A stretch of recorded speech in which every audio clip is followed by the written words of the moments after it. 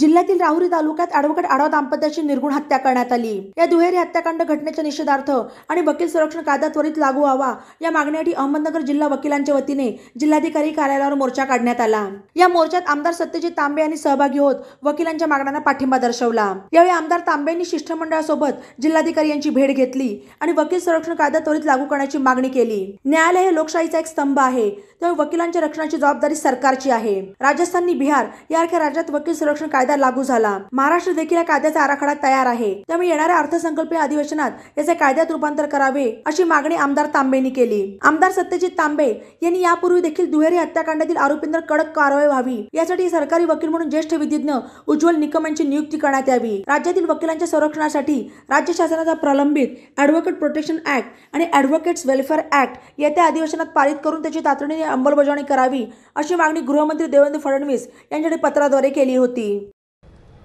अहमदनगर जिल्ह्यातल्या राहुरी इथे ज्या पद्धतीने दुहेरी हत्याकांड वकील दाम्पत्याचं झालेलं आहे, मला असं वाटतं की राज्यातील वकील जे आहेत ते त्याच्यामुळं अतिशय हादरून गेलेले आहे आणि अशा परिस्थितीमध्ये न्यायव्यवस्था जी चौथा स्तंभ आहे आपण म्हणतो लोकशाहीचा, त्या स्तंभाची काळजी घेणं मला असं वाटतं की शासनाची जबाबदारी आहे आणि म्हणून त्या जबाबदारीतून शासनाने या वकिलांना संरक्षण देण्यासाठी जो कायदा आता अन्य राज्यांनी घेतला आहे, राजस्थानमध्ये तो कायदा झाला आहे, बिहारसारख्या राज्यामध्ये तो कायदा झाला आहे आणि महाराष्ट्रातही त्या कायद्याचं प्रारूप आराखडा तयार आहे।